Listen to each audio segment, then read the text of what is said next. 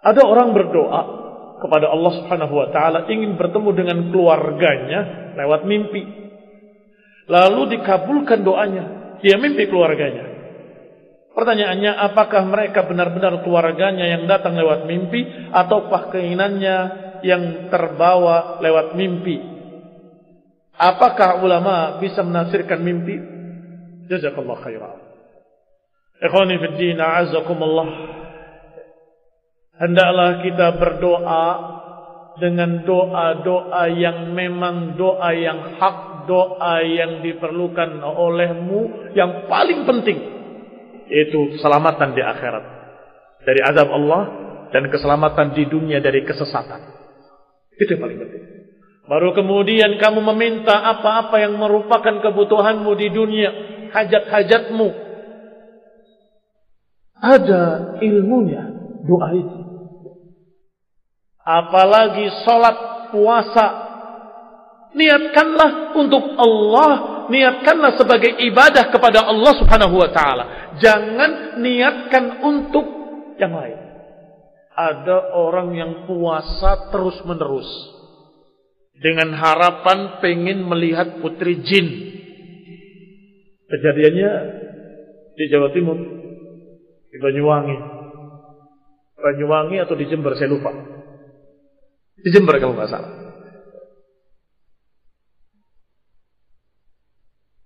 Pengen melihat putri jin. Terus berpuasa. Sampai dia berhasil melihat putri jin. Dia senyum-senyum sendiri. Dia bicara sendiri. Sampai orang-orang di sekitarnya menyatakan dia gila. Padahal dianya merasa sudah berhasil. Ini khonibna a'azakullah bahayanya. Sayang sekali kalau ibadah ingin mendapatkan dunia. Sayang sekali. Ibadah itu barakallahu fikum bisa mendapatkan pahala yang sangat besar, yang berlipat-lipat kali di sisi Allah kalau ikhlas karena Allah Subhanahu wa taala. Jangan menginginkan tujuan-tujuan dunia. Baca surat Tabarak, niscaya engkau akan kaya raya. Kalau engkau baca surat ini, tokomu laris. Kalau dia baca supaya laris, dia baca diulang-ulang. Kan boleh, Ustaz? Ya bolehnya sih boleh kalau mintanya pada Allah Subhanahu wa taala. Tetapi kecil sekali yang kau minta. Mintalah jannah, mintalah keselamatan di akhirat, mintalah surga Firdaus, mintalah pahala dari Allah, mintalah kebaikan dari Allah. Mintalah kelapangan hati, kelapangan dada, dan mintalah agar engkau bisa bersyukur. Maka ketika engkau diberi oleh Allah rasa syukur, niscaya harta yang tadi sedikit kamu merasa banyak. Alhamdulillah, banyak sekali.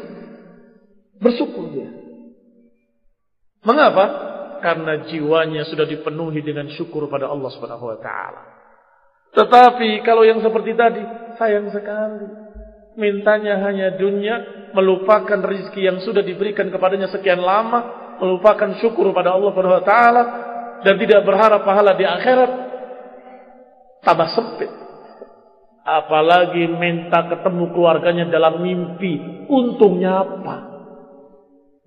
Sehingga kalau ditanyakan dalam pertanyaan ini dengan pertanyaan, apakah keluarga yang saya lihat dalam mimpi itu benar-benar keluarga saya tidak tahu. Sungguh saya nggak tahu. Nggak ada dalam Quran, nggak ada dalam hadis. Apakah itu keluargamu atau bukan? Syaitan bisa menyerupai wajah siapapun kecuali wajah Rasulullah SAW.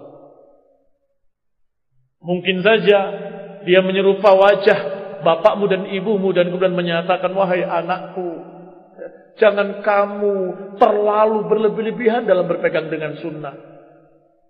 Sudahlah. Berbahagialah kamu, bergembiralah kamu, bernikmat-nikmat, hendaklah engkau nikmati dunia ini. Ternyata bukan orang tuanya, syaitan. Jadi nggak bisa dipastikan. Ya nggak bisa dipastikan. Apa itu orang tua atau bukan? Mimpi kadang memiliki makna. Karena mimpi itu ada beberapa jenis. Ada mimpi yang merupakan bunganya tidur. Maksudnya apa? Apa yang dia hadapi di siang hari terbawa dalam mimpi. Seperti kemungkinan tadi, benar. Karena dia memikirkan orang tuanya, terbawa dalam mimpi. Dan itu ada kisah. Ada seorang yang datang kepada ulama. Wahai Syekh, aku ingin bermimpi ketemu Nabi. Kalau gitu kamu nginep di rumah saya.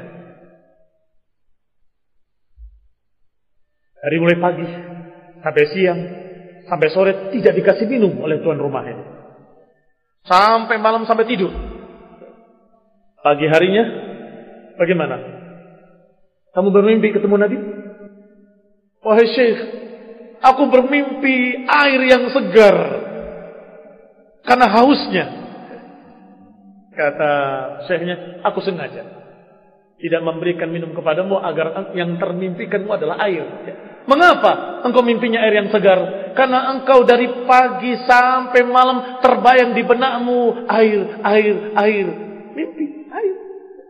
Kalau engkau sibuk dengan hadis Rasulullah, qala Rasulullah, insyaallah engkau bermimpi Nabi.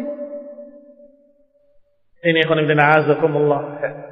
Kalau dia bermimpi Nabi, maka itu benar-benar Nabi, bukan syaitan. Ada satu orang, bukan ahlu sunnah, mengatakan aku bermimpi Nabi. Terus Nabi itu mengatakan pada saya begini. Saya katakan itu bukan Nabi. Loh, dia Rasul, Nabi. Orang-orang di sekitar mengenalkan ya Rasulullah. Tidak. Bagaimana wajahnya? Kamu tahu wajah Rasulullah? Tidak. Bagaimana tahu itu Rasulullah SAW? Digambarkan orang di sekitarnya mengenalkan ya Rasulullah. Sehingga kamu terbawa. Oh, berarti dia Rasul. Padahal kamu tidak tahu wajah Rasulullah SAW. Mungkin syaitan merubah dirinya menjadi wajah siapapun, kemudian dikatakan ya Rasulullah, dianggap Rasul. Bagaimana wajahnya? Putih, bersih seperti bulan purnama. Jadi gak ada jenggot, gak ada kumis, gak ada, bohong, salah itu. Gak mungkin. Bagaimana rambutnya? Aduh, saya lupa rambutnya begini. Rasulullah SAW rambutnya sebahu dalam keadaan putihnya di atas telinganya, di kiri dan kanan. Bagaimana ininya? Semuanya salah. Berarti yang dimaksud tadi dalam hadis bahwa syaitan tidak bisa menyerupa Rasulullah, wajah Rasulullah yang asli nggak bisa ditiru.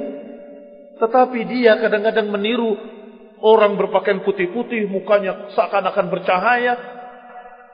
Kemudian dikatakan ya Rasulullah. Yang mimpi tadi mengatakan, oh berarti Rasulullah. Belum tentu. Sebagaimana Syekh bin Baz ketika ditanya oleh seorang yang bertanya kepadanya, wahai Syekh, aku bermimpi Nabi dan Nabi itu berpaling sehingga aku gelisah sampai hari ini. Jangan-jangan aku begini, jangan-jangan aku begitu. Bagaimana ciri-cirinya? Diterangkan, orangnya begini. Tenanglah, dia bukan Rasul.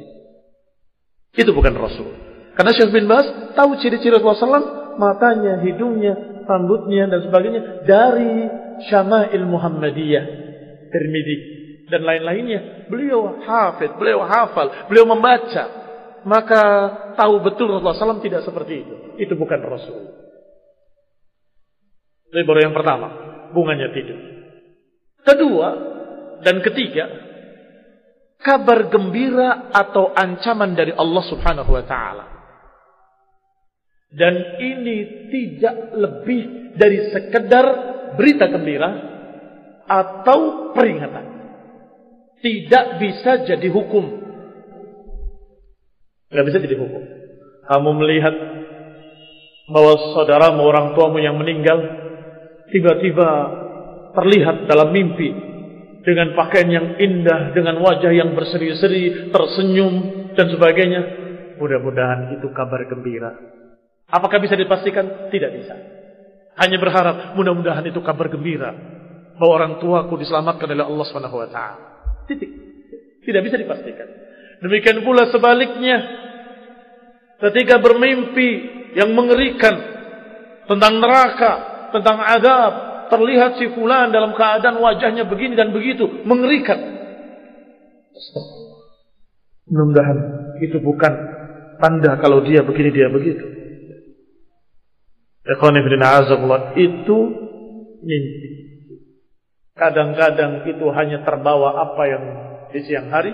Kadang-kadang ada memang maknanya, tetapi tidak lebih dari kabar gembira atau peringatan, tetapi tidak bisa dipastikan. Wallahu ta'ala a'lam bis-shawab.